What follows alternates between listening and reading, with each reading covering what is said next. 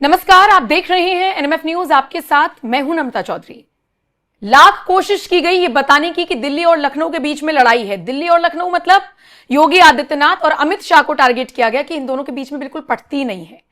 10 बार कम से कम पंकज प्रसून ने ये बात बताई होगी कि कैसे खुद अमित शाह ने योगी आदित्यनाथ का नाम प्रेफर किया था मुख्यमंत्री के लिए। मनोज सिन्हा पूरी तरीके से तैयार थे, पार्टी का इंतजाम हो गया था, और फिर भी एक नैरेटिव फैलाने की कोशिश।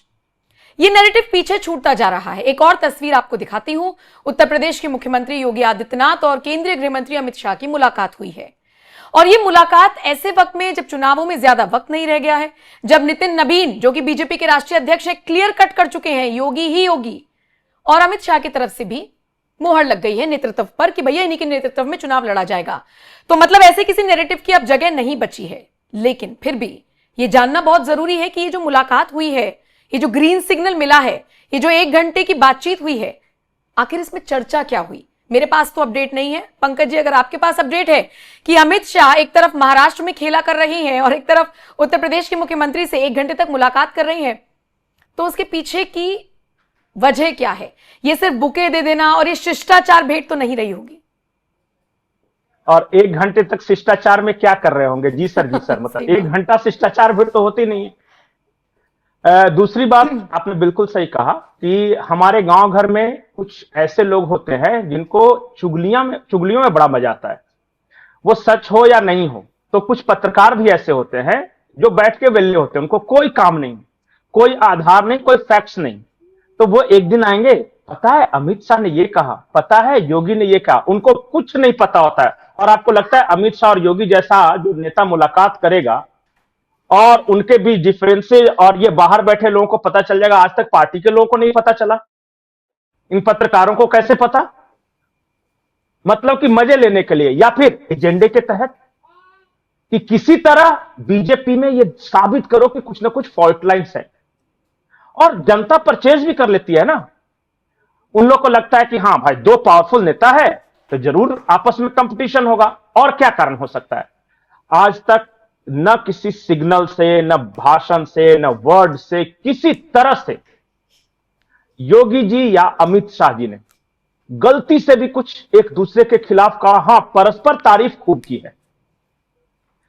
अमित शाह जी ने लखनऊ में जाके मंच से यह कहा कि अगर केंद्रीय योजना लागू करने में कोई राज्य सबसे बेहतर है तो आदरणीय योगी आदित्यनाथ जी के नेतृत्व में उत्तर प्रदेश की सरकार है। यहां तक कहा।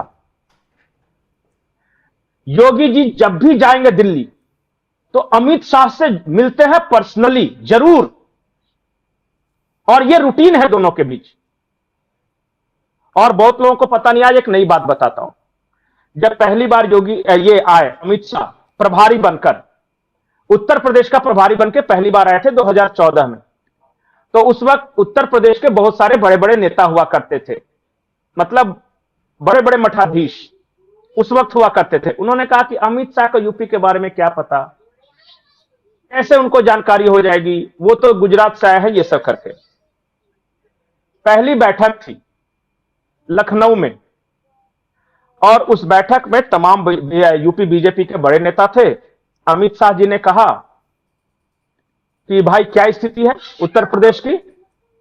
तो हर नेता अपना अपना इलाका लेके गया था कि ये विधानसभा में ये समीकरण है, ये विधानसभा में ऐसा हो जाएगा, ऐसे जीत जाएंगे, ये यहां जीतेंगे, यहां ये हारेंगे।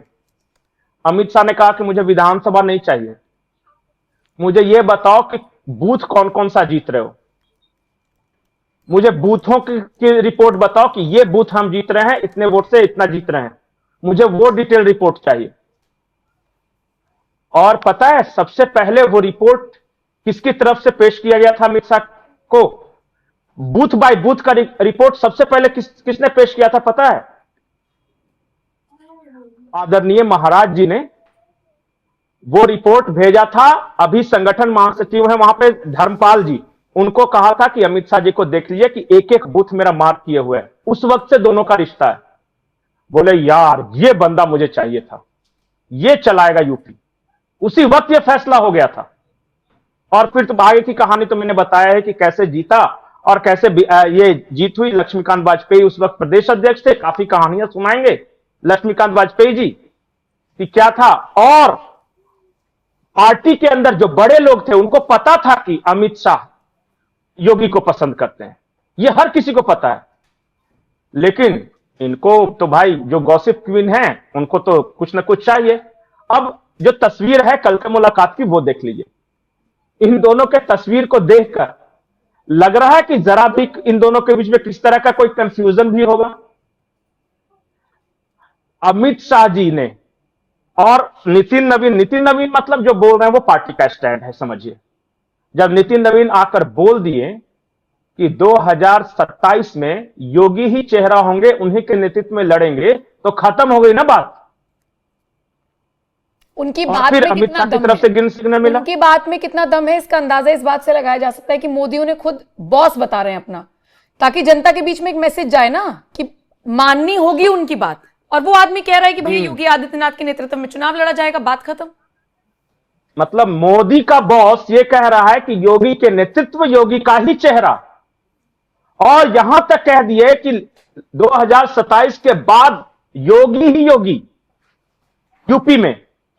और मोदी जी तो खुद ही कह रहे थे कि दिल्ली में मोदी, यूपी में योगी, यूपी के लिए उपयोगी। यही अभी चलने वाला है। अभी तो कुछ लोगों की जिंदगी पार हो जाएगी। और मैं एक और बात आपको बता रहा हूं, अगले 20 से 25 साल तक, मैं 5 साल की बात नहीं कर रहा हूं, अगले 20 से 25 साल तक की योजना बनी हुई है। बीजेपी कहीं नहीं जाने वाली। लगाने दीजिए किसी को तुक्का। आप बहुत सारे लोग एक चुनाव की बात करेंगे, अगले यूपी चुनाव की या लोकसभा चुनाव की। जो योजना बन रही है और जो ये बैठ के बना रहे हैं योगी जी, अमित शाह जी, नितिन नवीन, ये सब जो बना रहे हैं ना, 25 साल की योजना, 25 साल तक, 20 से 25 साल कहीं नहीं बीजेपी जा रही है। इस देश में रहेगी और सत्ता में रहेगी। एक आध बाई फ्लूक का गलती भी होगा तो फिर से अपना कोई आ जाएगी, उसमें टेंशन नहीं लेना है। नीचे का बेस उस तरह का तैयार किया जा रहा है, सामाजिक समीकरण के लिहाज से, पॉलिटिकल अलाइनमेंट के लिहाज से, सब कुछ। और वो बड़े मिशन मोड में चल रहा है। उसका जब आएगा ना रिजल्ट, तब समझिएगा दूर दूर तक कहीं नहीं दिखेगा।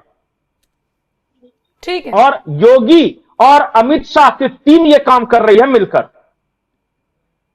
अब बाकी तो अब देखिए क्या होता है, कभी कभी अपने ही नेता की पॉलिटिकल करियर खराब करने के लिए कुछ लोग अफवाह उड़ाते हैं।